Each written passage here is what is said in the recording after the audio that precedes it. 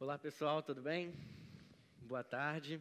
Muito obrigado pela presença de todos. Como o Bruno falou, meu nome é Pedro, eu sou nutricionista, então desde já gostaria de parabenizar vocês e a mim pelo nosso dia, por essa profissão tão maravilhosa que é a nutrição e que me traz oportunidades como essa de hoje, que é poder falar de uma coisa que eu amo estudar, que é a nutrição esportiva, e mais especificadamente com a população que eu adoro atender, que é o público idoso, o idoso fisicamente ativo. Então hoje o principal objetivo dessa palestra é mostrar para vocês o quanto a nutrição humanizada, o quanto a nutrição esportiva, ela pode ajudar desde aquele indivíduo atleta, onde ele está buscando uma melhora da performance esportiva, mas nós também podemos utilizar essas ferramentas para melhorar a qualidade de vida de um indivíduo idoso, por exemplo. Então, quando a gente fala de indivíduos idosos, especificadamente, nós temos alguns dados alarmantes que são de alterações fisiológicas que estão acometidas com o processo de envelhecimento, que muitas vezes nós chamamos de doenças crônicas não transmissíveis, Então, eu trago para vocês aqui já no início da aula alguns dados epidemiológicos mostrando o quanto isso é agravante no cenário não só brasileiro, mas no cenário mundial. Então, olha só esse dado de 2014, mostrando que no sistema público, Sistema Único de Saúde, nós tivemos mais de 1 milhão de internações por conta de eventos cardiovasculares. Mais de 300 mil pessoas no Brasil infartam, e 1/3 dessa população está associada à morte, ou seja, um dado muito agravante para a nossa população brasileira. E olha só como isso não é grave não só no Brasil, mas no mundo inteiro. Dados da OMS mostram que quase 18 milhões de pessoas morrem anualmente por conta de doenças cardiovasculares. As doenças cardiovasculares são as doenças que mais matam atualmente no mundo inteiro. E o Brasil, ele tem tanta coisa para se destacar e se destaca nisso daí. Ele está entre o top 10 países do mundo inteiro com maior índice de morte por conta de doenças cardiovasculares. E, com certeza, hábitos alimentares, estilo de vida inadequados do mundo moderno está associado com esse crescente número de doenças cardiovasculares. E nós vamos discutir aqui um pouquinho como que a nutrição pode trabalhar em cima disso daí. Uma dessas doenças cardiovasculares que eu mais gosto de citar é a diabetes mellitus tipo 2, caracterizada principalmente pela resistência à ação da insulina. Porque essa é a doença cardiovascular a doença crônica não transmissível que tem a maior incidência nos últimos 10 anos e a previsão de crescimento dela é muito agravante. Então, nós temos mais de 12 milhões de pessoas diagnosticadas com diabetes no Brasil e nós temos uma estimativa que nos próximos 20 anos, mais 200 milhões de pessoas no mundo inteiro serão diagnosticadas com diabetes mellitus tipo 2. Isso é muito grave porque quando a gente pensa na diabetes mellitus tipo 2, nós devemos lembrar que ela é uma doença silenciosa. Então, além das pessoas diagnosticadas, há muitas pessoas que possuem essa resistência à ação da insulina, mas ainda não está diagnosticada com diabetes mellitus tipo 2, por conta dessa questão dela ser silenciosa, dela ser assintomática, E quando a gente pensa nesse número crescente de doenças crônicas não transmissíveis, existe um outro fator que está em conjunto a isso que nós observamos atualmente, não só no Brasil, mas no mundo inteiro, que nós chamamos de transição demográfica, que nada mais é do que com o aumento da expectativa de vida da população, ou seja, as pessoas estão vivendo mais. Porém, quando a gente cruza esses dados com as pessoas vivendo mais, comumente nós observamos notícias como essa daqui, o aumento da população idosa. Então, frequentemente em jornais, em meios eletrônicos, nós vimos que a população idosa ela tem aumentado cada vez mais. E desde já eu trago para vocês, eu gosto muito de estudar essa parte de empreendedorismo e nutrição, e falo para vocês que a área da longevidade saudável, com certeza é uma tendência muito grande do mercado da nutrição, justamente por conta disso daqui, por conta desse crescente número de indivíduos idosos no Brasil e no mundo inteiro.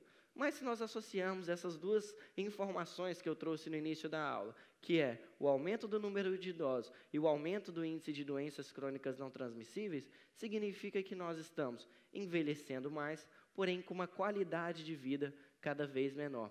E esse envelhecimento maior, esse aumento da expectativa de vida, vem trazendo marcos nunca vistos no mundo inteiro, como, por exemplo, esse dado aqui do IBGE, mostrando que em 2030, daqui a 11 anos, o número de idosos no Brasil ultrapassará pela primeira vez na história o número de crianças e adolescentes.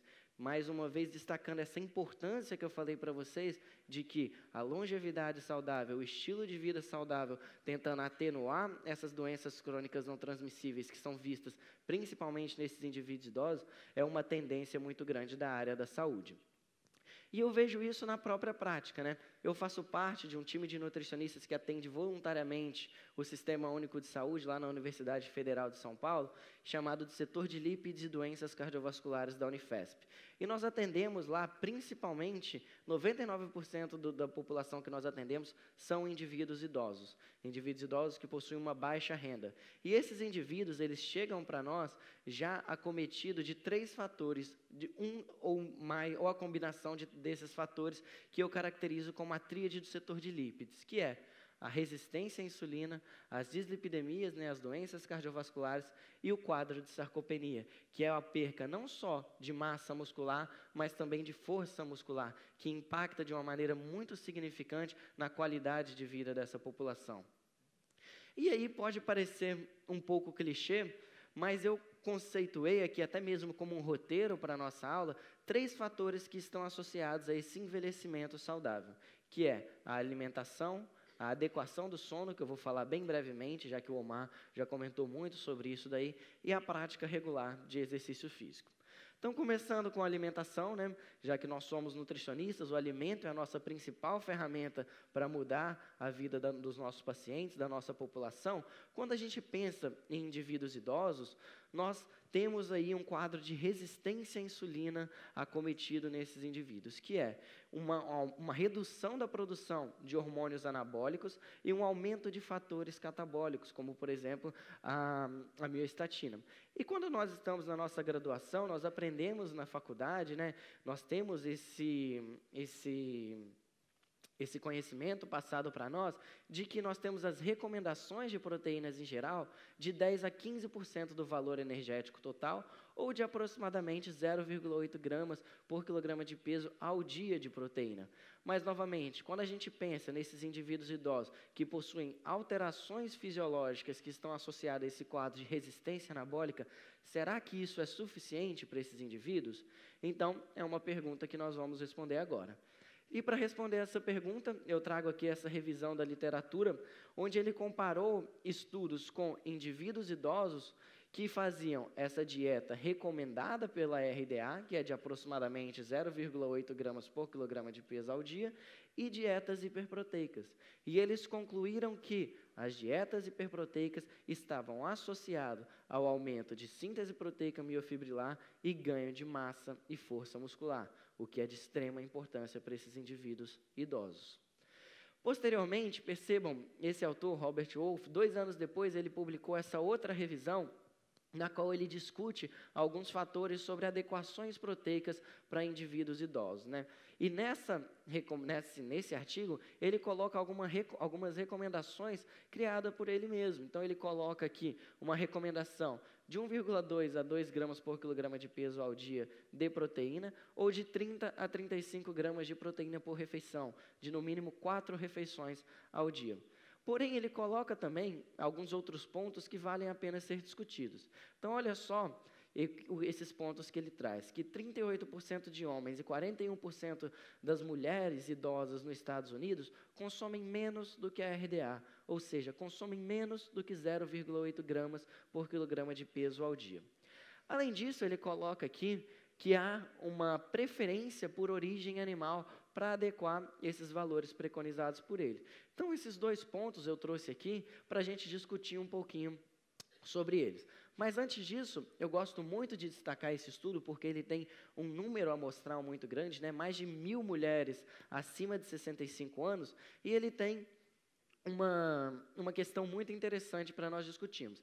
Esses autores, eles dividiram essas mulheres em 2 grupos. O primeiro grupo, seguindo a dieta com as recomendações de proteína segundo a RDA, de aproximadamente 0,8 gramas, e o segundo grupo foi recomendado a prescrição dietética de uma dieta hiperproteica, porém com aquele valor inicial da nossa faixa de recomendação, 1,2 gramas por quilograma de peso ao dia. E o que eles viram após esses 3 meses? Que o primeiro grupo, ele teve uma redução de 200 gramas de massa muscular, e o segundo grupo que fez essa dieta hiperproteica teve um aumento de 300 gramas de massa muscular. E se nós pararmos para pensar que, mas em 3 meses, 300 gramas de massa muscular é muito pouco. Mas quando a gente pensa na idade dessa população, mulheres acima de 65 anos, ou seja, mulheres pós-menopausa, quando nós temos aqui uma atenuação, se nós atenuarmos a perda de massa muscular, já é um resultado muito interessante para o nutricionista. O ganho de 300 gramas em 3 meses para essa população é um resultado de extrema relevância para a prática clínica do nutricionista, o que conclui novamente que dietas hiperproteicas é uma das principais fatores nutricionais, ferramentas nutricionais para o manejo da sarcopenia. E mostrando isso daí, a importância dessa questão da proteína em indivíduos idosos, né? Essa é uma pesquisa que está sendo realizada lá na Universidade de São Paulo, onde eles alertam justamente para isso, essa questão de que indivíduos idosos, eles precisam de mais proteínas, porém, fisiologicamente, eles têm uma redução do apetite, o que os dificulta de consumir essas recomendações de proteína. Então, esse é um estudo muito interessante que está sendo feito, onde eles mostram que, através de, utilizando a tecnologia de luz ultravioleta, eles conseguiram aumentar em 50% a digestão da beta-lactoglobulina, proteína do leite, né, aumentando essa absorção por esses indivíduos idosos. Então, destaca novamente que, quando você pensa em indivíduos idosos, estratégias nutricionais não só de adequação, mas que melhorem, por exemplo, a digestão e a absorção desses indivíduos, é de extrema relevância para nós conseguirmos ajustar esse aporte proteico nessa população. Desde que, novamente eu falo para vocês, que fisiologicamente, com o avançar da idade, nós temos uma redução calórica, nós temos uma redução proteica por conta da falta de apetite. Então, quando a gente pensa em aumentar a digestão, a absorção dessa proteína, é um resultado muito interessante. E entrando já nessa parte final, sobre a discussão sobre proteína em indivíduos idosos, essa é uma revisão do ano passado, onde ele faz a correlação entre a ingestão proteica e a função muscular. E o que eles viram? Que o consumo de dietas hiperproteicas, ou seja, acima da RDA, estava associado a melhor função e integridade muscular em indivíduos idosos.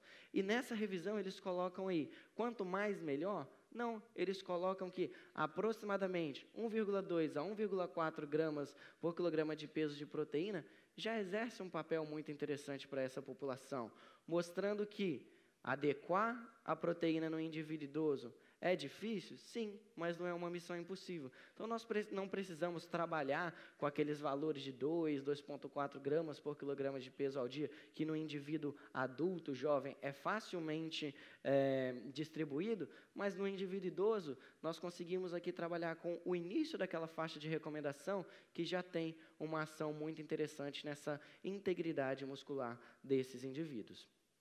E quando a gente fala sobre proteína, né, fala-se muito sobre recomendação diária, esse é um tradicional estudo que destaca a importância do fracionamento ao longo do dia.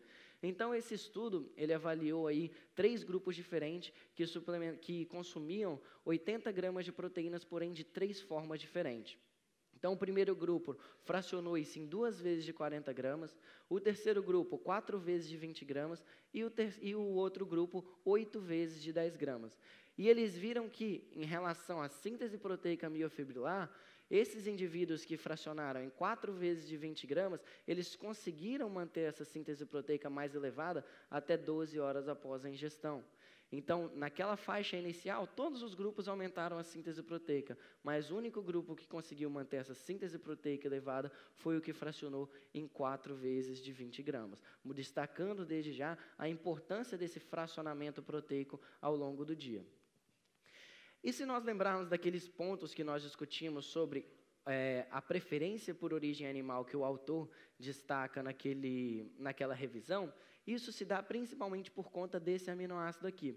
A leucina, muitas vezes chamado de um aminoácido anabólico, por conta de ter um papel sinalizador muito importante na cascata de mTOR e, subsequentemente, na síntese proteica miofibrilar. Mas será que quanto mais leucina, melhor? Ou será que só a proteína de origem animal possui leucina em sua composição? Então, esse é um estudo que mostra exatamente ao contrário. Ele mostra que se nós compararmos a mesma dose de proteína animal com proteína de origem vegetal, de fato, a proteína de origem animal ela vai ter uma quantidade de leucina maior. Porém, isso nos dá uma... Já que é o dia do nutricionista, né, eu sempre gosto de falar que o nutricionista ele trabalha com a alimentação de uma maneira individualizada. Olha só o que eles colocam aqui como uma importância adequação de leucina. Então, se nós pensarmos que 3 gramas de leucina é um valor ideal para cada refeição, quando nós ajustamos a dose de proteínas vegetais, nós conseguimos atingir esses 3 gramas de leucina. Então, quando ele coloca que proteína animal é melhor do que proteína vegetal, em termos de comparação de leucina e estimulação, sinalização de síntese proteica miofibrilar, basta nós ajustarmos a dose e que isso vai ser bem resolvido.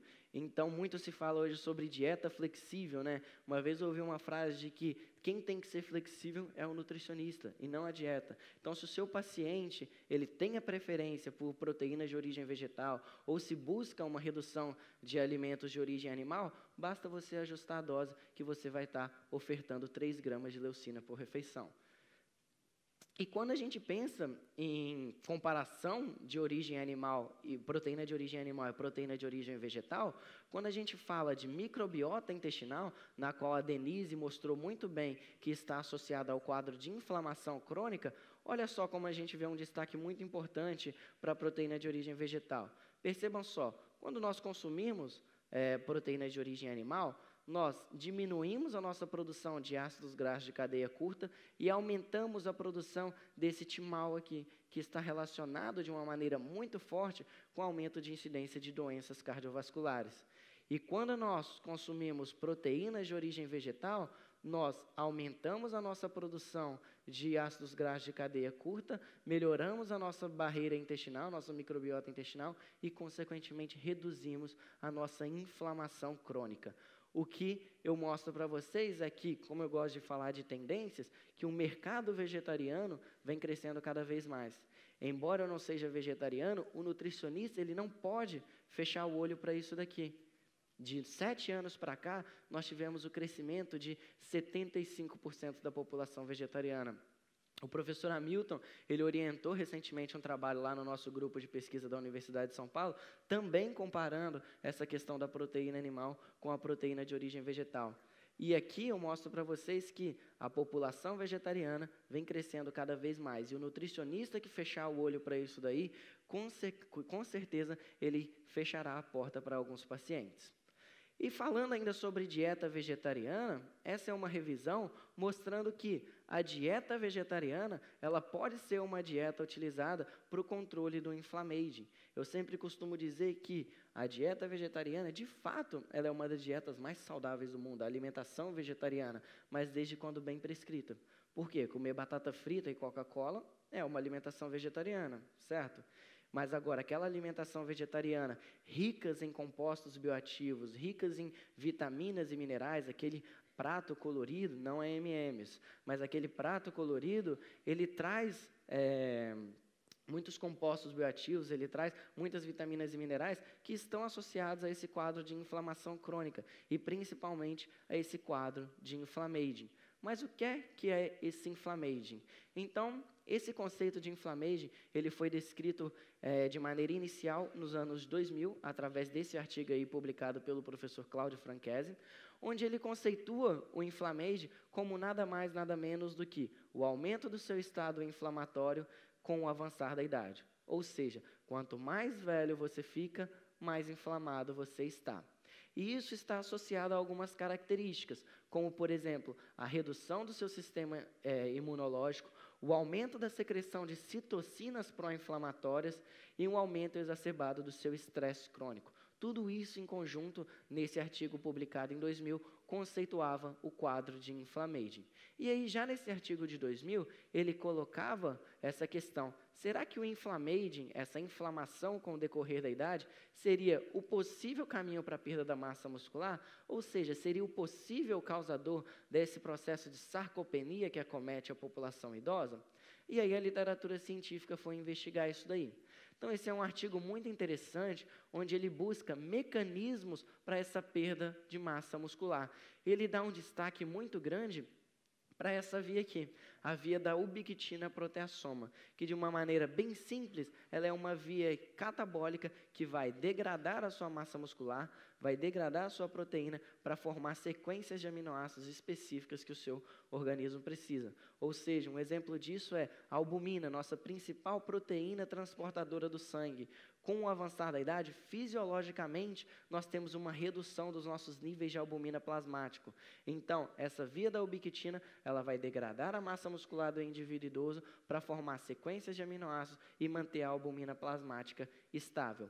Mas nesse artigo ele também discute que essa via da ubiquitina proteasoma, ela é controlada por citocinas pró-inflamatórias. Ou seja, se eu tenho um excesso de citocinas pró-inflamatórias secretadas na minha corrente sanguínea, eu aumento a ativação dessa via da ubiquitina proteasoma. Ou seja, eu aumento o meu catabolismo proteico. E existem outros fatores que estão associados a essa secreção de citocinas pró-inflamatórias, como, por exemplo, o excesso de tecido adiposo. E quando nós pensarmos no idoso, naquele indivíduo obeso sarcopênico, né, caracteriza esse indivíduo idoso fisicamente ativo, que é aquele excesso de tecido adiposo na região abdominal e o bracinho fininho com deficiência de massa muscular, nós vemos que, além da redução de massa muscular, esse excesso de tecido adiposo está associado ao aumento de secreção de adipocinas, TNF-alfa e IL-6, que são citocinas pró-inflamatórias, termogenina, adiponectina, resistina e leptina. Ou seja, também sendo um fator que contribui para o aumento dessa inflamação crônica. E para mostrar para vocês o quanto essa inflamação crônica no indivíduo idoso, ou seja, esse inflammaging, vem ganhando amplo espaço científico, essa é uma revisão mostrando que a área da epigenética, que também é uma área extremamente recente na nutrição, está associada a esse quadro do inflammaging. Então, nós temos estratégias nutricionais epigenéticas que controlam essa inflamação. A era da epigenética nada mais é do que a capacidade de algum composto bioativo, de algum nutriente, macro ou micronutriente, de sinalizar, sendo ele positivamente ou negativamente, sobre algum gene. Então, nós temos aqui um exemplo disso, o gene FTO, que é um gene muito associado ao excesso de tecido adiposo. Então, nós temos alguns compostos bioativos, vitaminas e minerais, que podem modular a expressão desse gene e, consequentemente, reduzir o risco de obesidade, o risco de excesso de tecido adiposo. Mas esse eu deixo um artigo de sugestão de leitura para vocês, porque ele é um artigo muito grande, que daria para falarmos 50 minutos sobre ele, nutrientes, genes e longevidade, mas eu deixo de sugestão de leitura para vocês, porém eu fiz um resumo de quais são esses principais micronutrientes e compostos bioativos que estão associados a esse quadro de inflammaging. Então, nós temos aqui a vitamina C, a vitamina E e a vitamina A como as principais vitaminas antioxidantes, o zinco, selênio e o cobre como os principais minerais antioxidantes, principalmente por serem cofatores das duas principais enzimas antioxidantes do nosso organismo, que é a superoxidesmutase e a glutationa peroxidase, ou seja, sem esses três micronutrientes, essas duas enzimas elas não funcionam. E o resveratrol, a quercetina e as catequinas como compostos bioativos que possuem evidência científica para o manejo dessa inflamação crônica na terceira idade. Porém, eu sempre coloco aqui alimentos como fonte dessas micronutrientes e desses compostos bioativos. Por quê? Porque quando nós vemos isso daqui, logo nos vem à cabeça suplementação. E eu mostro para vocês que o alimento ele tem o poder de atingir essas necessidades diárias. Então, por exemplo, 2 frutas cítricas por dia, nós atingimos as nossas necessidades diárias de vitamina C. 2 porções de azeite ao dia, no almoço e na janta, nós atingimos as nossas necessidades diárias de vitamina E. 1 porção de castanha de nuts por dia, nós atingimos as nossas necessidades diárias de selênio. Ou seja, eu coloco isso daqui no dia do nutricionista, aqui nós somos ciência dos alimentos e não dos suplementos. Então, suplementação, ela é muito importante. Eu não sou aquele nutricionista que é totalmente contra a suplementação, aquele cara encrenqueiro, mas eu acho que a base da nossa profissão é os alimentos. A principal ferramenta da nossa profissão é o alimento. E a suplementação, ela é muito bem-vinda, sim, para a prática do nutricionista, como uma ferramenta complementar à alimentação. Então, para mostrar para vocês que eu não sou radical e odeio suplementos, eu trago aqui um suplemento que possui um corpo de evidências científicas interessante sobre essa questão de saúde muscular e inflamação. Então, esse estudo avaliou 1 grama de suplementação de quercetina em 10 indivíduos que faziam treino de força e eles viram que aumentou a velocidade de extensão de joelho, aumentou a força muscular e aumentou o volume total durante o exercício. Porém, nem tudo são flores. Olha só que estudo muito interessante, avaliando a suplementação de vitamina C e vitamina E em indivíduos idosos que faziam treinamento de força. Eles viram que, depois de 12 semanas de treinamento de força, o grupo suplementado com essas vitaminas antioxidantes teve uma espessura muscular menor do que em comparação ao grupo placebo. E o que eles viram? Que o excesso de antioxidantes está associado a uma redução da resposta adaptativa ao treinamento. Então, ele atenuou algumas moléculas sinalizadoras para a síntese proteica. E nesse estudo, os autores dão destaque para aquilo que eu falei para vocês.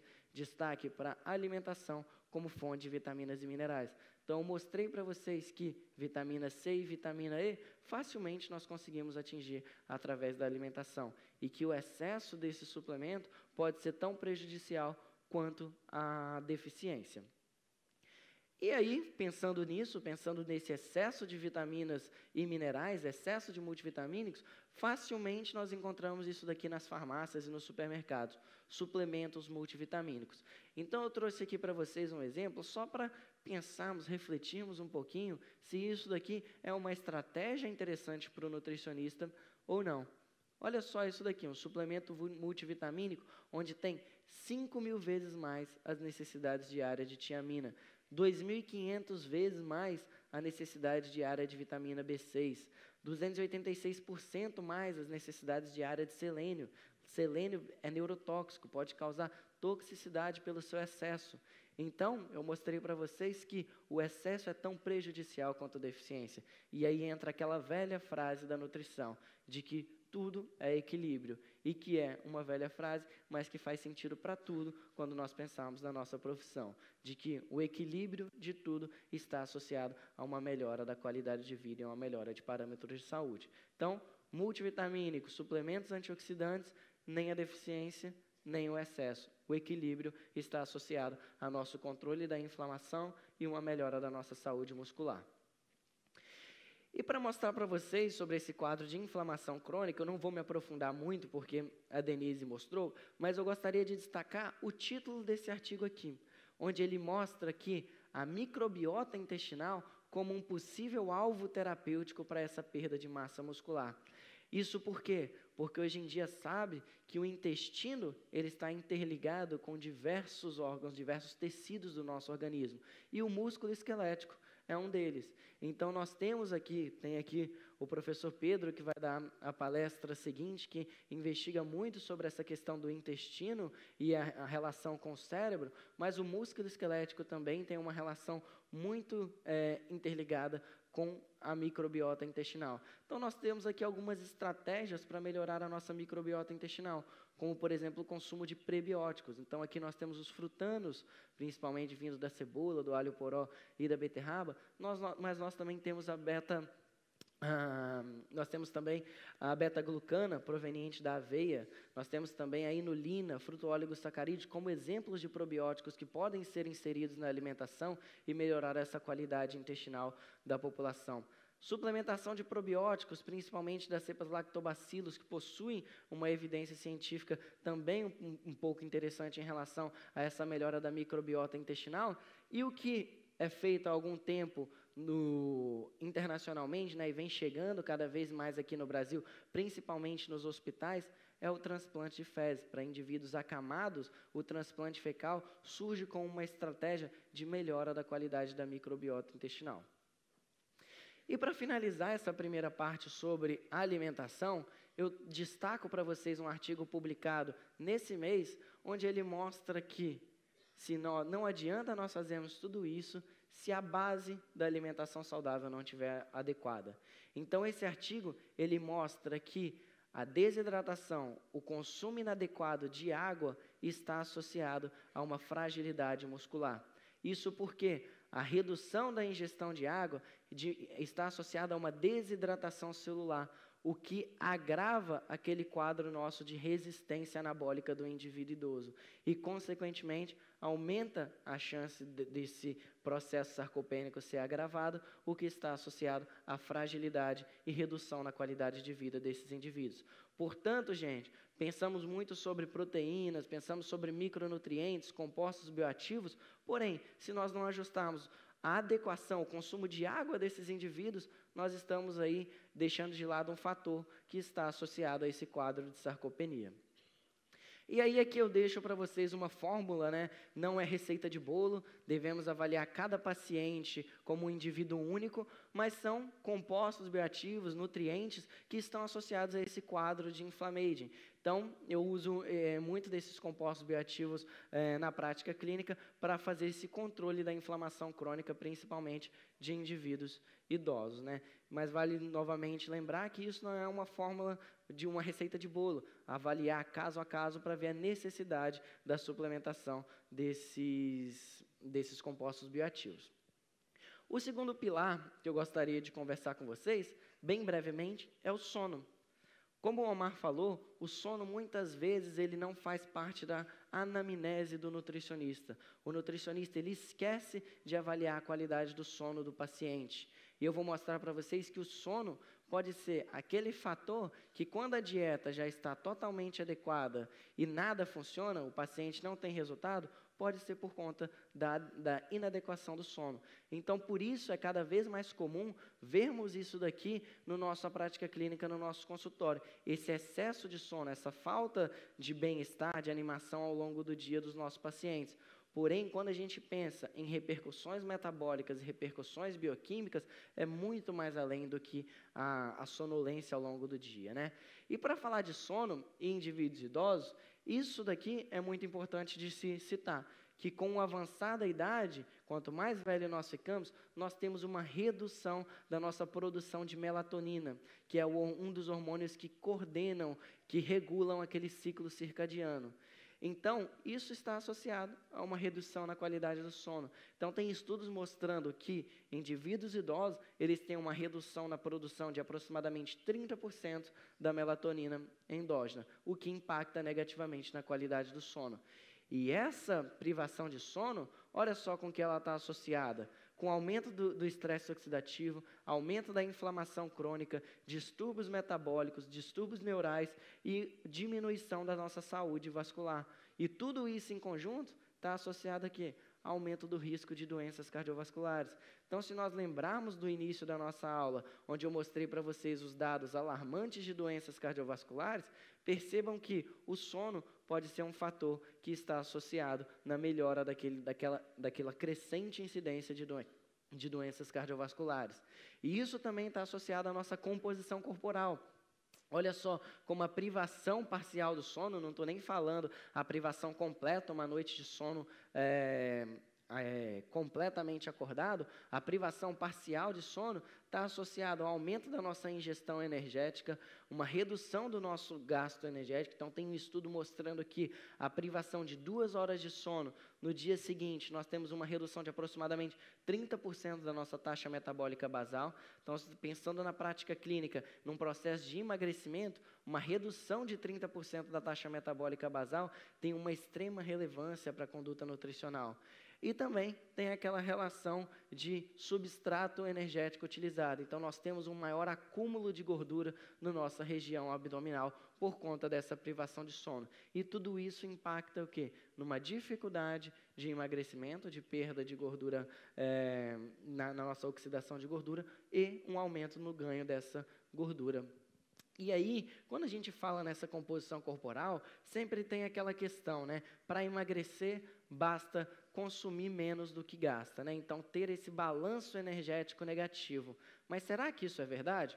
Olha só que interessante esse estudo que avaliou 36 indivíduos com obesidade e com sobrepeso e os dividiu em 2 grupos. O primeiro grupo fazia uma dieta hipocalórica, mas possuía uma noite de sono adequada. Enquanto o segundo grupo, ele fazia essa mesma dieta hipocalórica, ou seja, comendo menos do que gastava, e teve uma redução de sono de apenas 1 hora por noite, 5 vezes na semana, durante 8 semanas, durante 2 meses. Olha só os resultados quando esses indivíduos fizeram somatória da perda do percentual de gordura, ou seja, pegou todos os indivíduos que estavam no grupo 1 e no grupo 2 e somou a perda de gordura desses indivíduos. O grupo 1, que teve a noite de sono adequada, ele perdeu aproximadamente, no somatório, 81% de gordura corporal, enquanto o grupo 2 perdeu apenas aproximadamente 17%. E quando a gente pensa em perda de peso, que é diferente de emagrecimento, emagrecimento é a nossa manutenção da massa muscular e a perda de gordura, olha só quando a gente pensa na nossa saúde muscular. O grupo 1, que teve a noite de sono adequado, no decorrer desse processo de perda de peso, perdeu apenas 17,3% de massa muscular. Enquanto o grupo 2, que teve uma redução de apenas 1 hora de sono por noite, teve quase 85% de somatória de perda de massa muscular. Ou seja, praticamente toda aquela perda de peso do grupo 2 foi proveniente de massa muscular.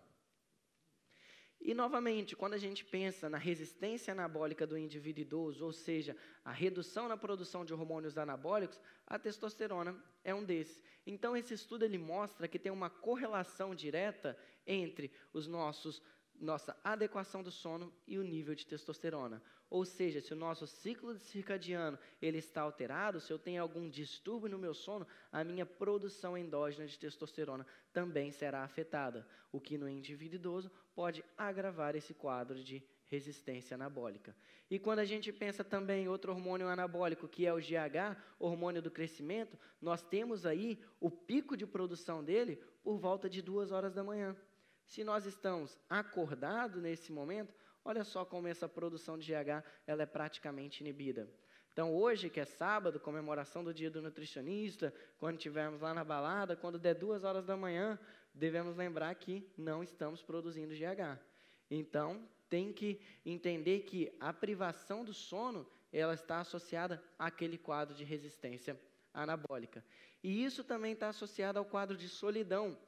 Olha só esse estudo publicado na Nature, mostrando que indivíduos que tinham uma privação de sono, eles estavam, no dia seguinte eles foram colocados em uma sala cheia de câmeras, e esses indivíduos que tiveram a privação de sono, eles tiveram uma distância maior de outras pessoas. E eles responderam também um questionário, e esses indivíduos que tiveram uma privação parcial de sono, eles demonstraram um maior número de solidão no dia seguinte. Ou seja, se eu não dormir bem, não posso ouvir um sertanejo no dia seguinte que vai bater a bad. Então, o sono está diretamente associado com a sofrência também.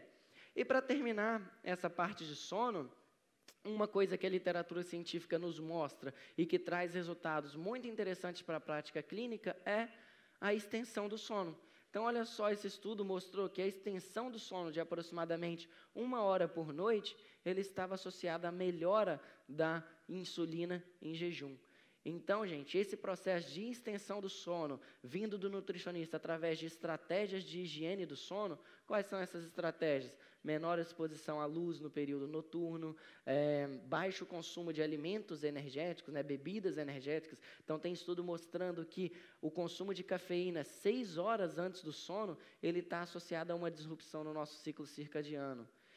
Meditação, práticas relaxantes, tudo isso são estratégias de higiene do sono que melhoram essa qualidade e, consequentemente, melhora parâmetros metabólicos da população em geral. E aqui também eu deixo para vocês uma fórmula com opções de suplementos, né? Opções de compostos bioativos, vitaminas e minerais que podem auxiliar nessa melhora da qualidade do sono. Eu vou disponibilizar os slides para vocês, então, se eu passar rápido por conta do tempo, eu disponibilizo depois para vocês.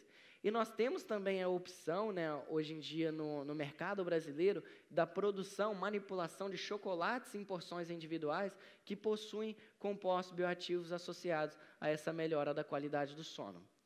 Dando sequência ao nosso terceiro pilar para a longevidade saudável, gostaria de comentar um pouquinho para vocês sobre a prática regular do exercício físico.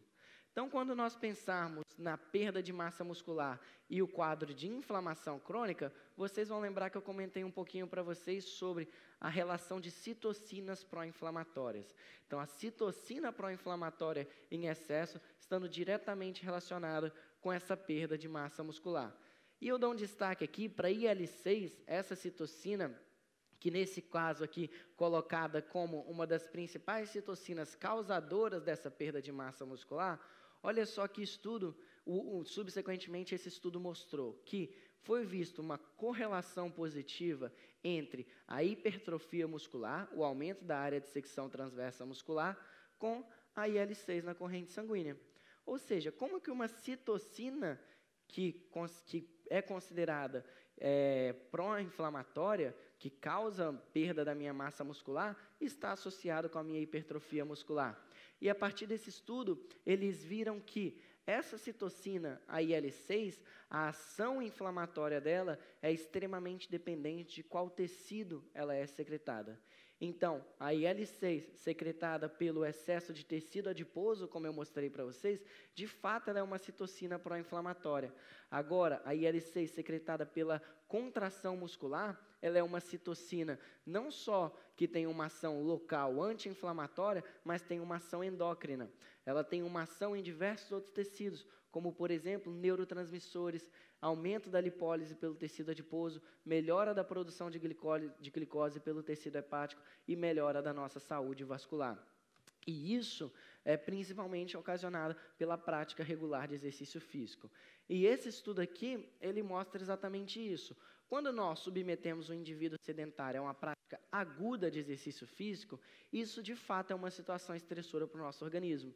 Isso é muito comum naqueles atletas de finais de semana. Aquele indivíduo que é extremamente sedentário durante a semana e no domingo ele joga um futebol ali de 2 horas com os amigos. E aí na segunda e na terça-feira, todo início de semana ele está resfriado, ele está gripado. Por conta de que uma situação aguda de exercício físico, de fato, ela é estressora para o nosso organismo. Agora, quando esse exercício físico ele se torna um hábito crônico, um estilo de vida, olha só as adaptações desse exercício físico. Aumento da biogênese mitocondrial, aumento da nossa capacidade antioxidante, melhora da nossa sensibilidade à insulina e hipertrofia muscular. Ou seja, o exercício físico em conjunto com a nutrição, com a alimentação, é a estratégia não farmacológica mais efetiva para o controle das doenças associadas ao envelhecimento. E aí, recentemente, essa é uma área muito nova da nutrição esportiva, que são chamadas de miocinas, as citocinas secretadas pelo exercício físico. Essa imagem ela explica um pouquinho melhor. Então, se de fato nós temos um excesso de tecido adiposo, um comportamento sedentário, nós temos sim um aumento da secreção de citocinas pró-inflamatórias. Agora, se nós temos a prática regular de exercício físico, essa contração muscular vai secretar essas citocinas, que vai agir não só local, mas como uma ação endócrina, melhorando diversos tecidos do nosso organismo. Então, aqui tem um exemplo disso daí. Essas miocinas, essas citocinas secretadas pelo músculo esquelético, melhorando a nossa produção de glicose pelo tecido hepático, melhorando a nossa secreção de insulina pelo pâncreas, melhorando a nossa saúde cardiovascular, aumentando a nossa lipólise do tecido adiposo e melhorando a nossa formação óssea, o que para o indivíduo idoso também é de extrema necessidade. Então, mais uma vez, eu concluo que a nutrição esportiva, O exercício físico, em conjunto com a nutrição, é a estratégia não farmacológica mais efetiva para o controle dessas doenças associadas ao processo de envelhecimento. E é isso que o Stuart Phillips traz nesse artigo publicado esse ano, mostrando que o exercício físico, o treinamento de força, ele está associado à melhora da composição corporal em indivíduos idosos, melhora da pressão sanguínea, melhora da sensibilidade à insulina, melhora a capacidade física, melhora a capacidade antioxidante, aumenta a massa e força muscular, melhora o sistema imunológico e melhora o perfil lipídico e vascular desses indivíduos. E, por fim, existem suplementos que podem melhorar esse quadro de doenças crônicas não transmissíveis, suplementos esportivos que são muito utilizados para a prática de atletas, de praticantes de exercício físico. Será que eles têm um apelo terapêutico para isso daí? Eu começo pelo mais evidenciado, que é a creatina monoidratada. Quando a gente pensa no exercício físico, a creatina ela tem um efeito ergogênico muito interessante, principalmente por ser um doador de fosfato para ressíntese de ATP e, consequentemente, melhorando a capacidade física de exercícios de potência, de força e explosão. Agora, quando a gente avalia os efeitos terapêuticos da creatina, olha só os resultados interessantes como mostra esse estudo aqui, que 42 indivíduos idosos dividido em creatina mais treino e apenas treinamento mais placebo durante 12 semanas, aumentou a massa muscular de indivíduos idosos. Nosso grupo de pesquisa lá da Universidade de São Paulo foi buscar isso com 60 mulheres acima de 60 anos e dividiu em 4 grupos. Um grupo que só tomou placebo, outro grupo que só tomou creatina, outro grupo que fez exercício físico e tomou placebo e o outro grupo que fez a combinação de exercício físico com creatina. Quando a gente avalia a força muscular, a suplementação de creatina isolada, nessa segunda barrinha do gráfico, ela não foi efetiva para aumentar força muscular. Ela perdeu até mesmo para o indivíduo que tomou placebo e fez exercício físico. Agora, os melhores resultados são vistos quando a gente faz a combinação da suplementação de creatina com o treinamento de força. Quando a gente pensa em massa muscular, a suplementação de creatina isolada também não teve efeito estatístico significante sobre o ganho de massa muscular e nem só o exercício físico teve ganho de massa muscular. O único grupo que teve efeito significante no ganho de massa muscular foi a combinação entre a suplementação de creatina e exercício físico. Creatina também é muito interessante para o aumento de células satélites das nossas células musculares. Então, a célula satélite está diretamente relacionada à nossa força muscular. Então, esse estudo em 32 homens mostrou que a suplementação de creatina ela foi mais efetiva para aumentar as células satélites por fibra muscular do que a comparação com treinamento de força e suplementação de proteína, apenas treinamento de força e o grupo controle. Novamente, quando a gente pensa em resistência anabólica, olha só a suplementação de creatina aumentando a nossa secreção de IGF-1 após uma sessão de exercício físico, de treinamento de força em comparação ao grupo placebo.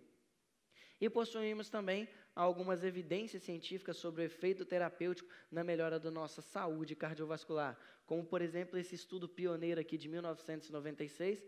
Enquanto eu estava nascendo, esses autores publicaram esse estudo, vendo que a suplementação de creatina reduziu o colesterol total e o triglicérides em comparação ao placebo.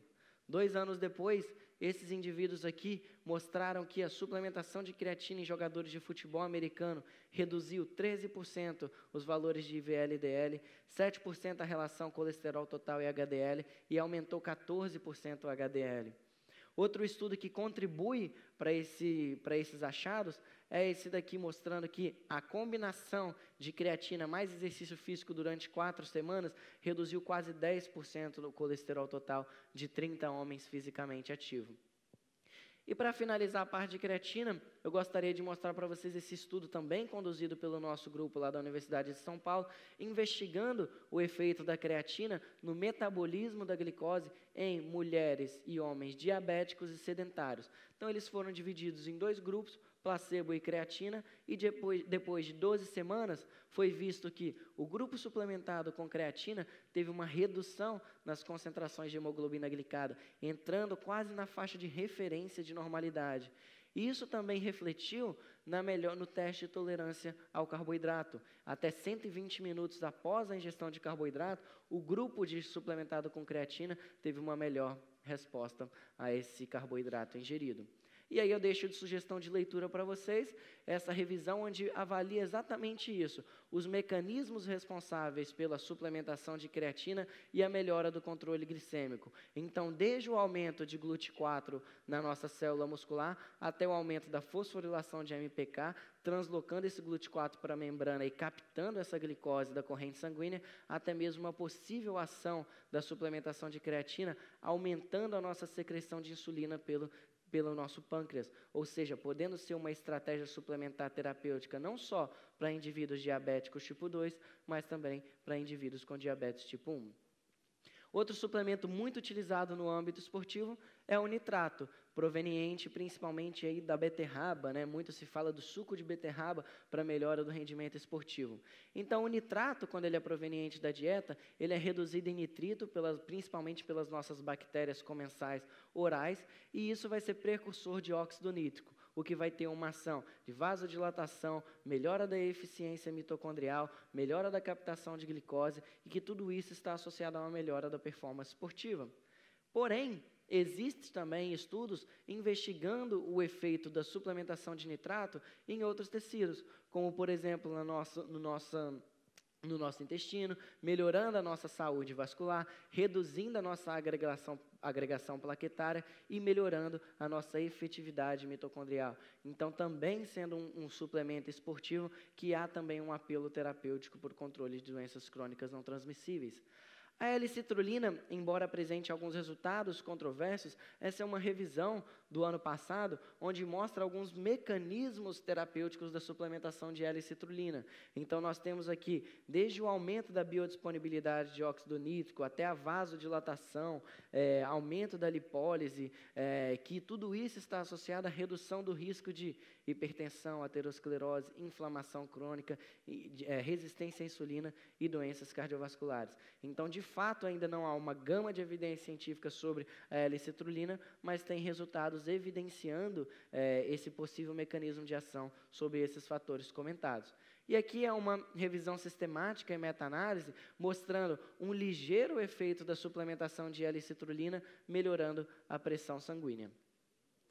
Ácido ursólico, eu costumo dizer que é um suplemento que vai ganhar uma ampla investigação nos próximos anos. Então, ele tem um mecanismo de ação muito interessante quando a gente pensa em sarcopenia e inflamage, e possui, de fato, estudos mostrando a melhora no metabolismo da glicose, melhora nas dislipidemias, melhora na aterosclerose. Porém, Porém, a maioria desses estudos são feitos em ratos, coelhos, modelos animais. Então, não podemos extrapolar muito esses resultados para a prática de humanos. Mas deixo de sugestão de leitura para vocês também essa revisão onde mostra o efeito do ácido ursólico, não só na nossa saúde cardiovascular, mas em diversos outros tecidos do nosso organismo. E para finalizar a parte do suplemento, finalizo com ômega 3, que há uma polêmica muito grande entre a possível ação do ômega 3 nas doenças crônicas, nas doenças cardiovasculares, de uma maneira tanto terapêutica quanto preventiva, mas o que eu gostaria de destacar para vocês nesse estudo é um possível papel do ômega 3 na redução do nosso estresse do retículo endoplasmático. Então, o retículo endoplasmático é a organela responsável pela contração muscular. Então, se a gente pensa em saúde muscular, devemos pensar no retículo endoplasmático. E a redução do estresse no retículo endoplasmático a partir do ômega 3, sem dúvida, é uma possível estratégia muito interessante para essa melhora da efetividade muscular de indivíduos idosos. Então, também deixo aqui para vocês uma sugestão de suplementos que possuem uma ação terapêutica muito interessante no controle dessas doenças crônicas não transmissíveis.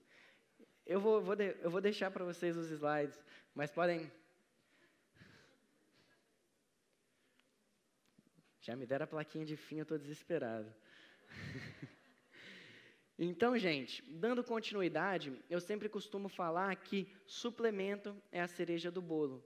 Não há nenhum suplemento milagroso se isso daqui não tiver ajustado. Então, o que eles chamam na literatura científica de padrão dietético. Nenhum suplemento vai melhorar a sua saúde, vai agir de uma maneira preventiva ou terapêutica se a base da nossa pirâmide não estiver ajustada. E qual é a base da nossa pirâmide? uma dieta balanceada, e não ao contrário. Tem se dado uma inversão de valores muito grande, tem se hipervalorizado a suplementação, as pessoas estão suplementando, esperando uma pílula mágica e têm esquecido de fazer o básico. Eu mostrei para vocês que a hidratação é um fator diretamente relacionado à nossa saúde muscular.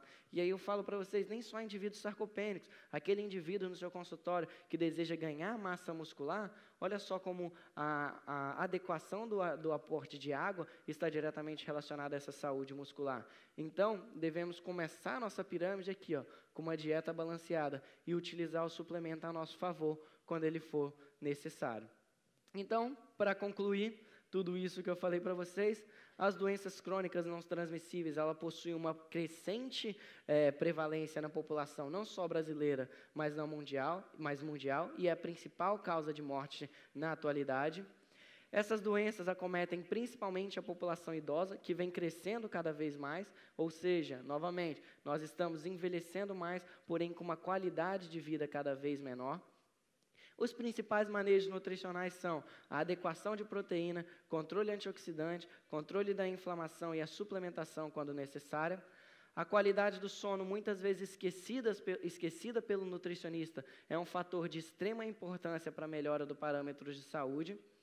E a nutrição esportiva, ela caminha em conjunto com a educação física, tanto que a data comemorativa é um dia 31 e o outro dia 1º, para mostrar novamente que o nutricionista esportivo, ele caminha em conjunto com o exercício físico. Então, mostrei para vocês que a combinação da nutrição adequada com a prática regular de exercício físico é a estratégia não farmacológica mais efetiva para o controle dessas doenças crônicas não transmissíveis. E a principal frase, a nutrição muda vidas. Não trate o paciente apenas como paciente, e sim como ser humano. Eu falo isso por quê? Porque nós, como nutricionista, nós temos a nossa capacidade de mudar a qualidade de vida dos indivíduos. Então, nós conseguimos mudar esse cenário de um cenário extremamente dependente para um cenário de uma população idosa, de uma terceira idade, com uma qualidade de vida cada vez melhor, onde ele consegue realizar suas atividades diárias, aproveitar sua terceira idade com seus netos, com sua família.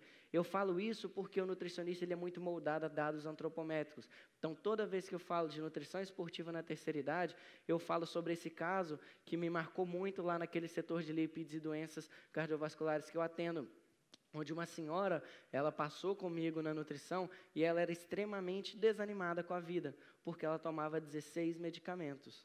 E ela tomava 16 medicamentos ao dia, não tinha vontade de levantar da cama, não tinha vontade de comer, não tinha vontade de fazer exercício físico, porque era extremamente dependente de medicamentos. E depois de 8 meses de um ajuste nutricional, um trabalho nutricional voltado para ela, ela conseguiu reduzir esses medicamentos para 9 ao dia. O que, quando a gente pensa em dados antropométricos, em 8 meses, ela perdeu 2 quilos. Ganhou aí massa muscular, 200 gramas em 8 meses. Quando a gente pensa em dados antropométricos, são dados extremamente insignificantes. Mas quando a gente pensa em devolver para essa população o sorriso no rosto, que realmente está associado à melhora da qualidade de vida dela, é um dado extremamente importante para nós nutricionistas. Então, com esse recado, eu conto com vocês para uma nutrição mais humanizada, uma nutrição com mais amor e com mais carinho ao próximo. Com essa mensagem, gostaria de parabenizar novamente, não só a mim, mas a todos os nutricionistas aqui presentes, pelo nosso dia e que nossa profissão, ela é maravilhosa. Deixo aqui meus contatos, para quem precisar dos slides, para quem precisar de todos os artigos, eu estou à disposição. Só me mandar um e-mail ou me mandar mensagem no Instagram, que eu mando sem problemas os slides e os artigos. Essa é uma frase que eu gosto muito e gostaria de agradecer vocês pela atenção e ao Bruno pela oportunidade. Obrigado.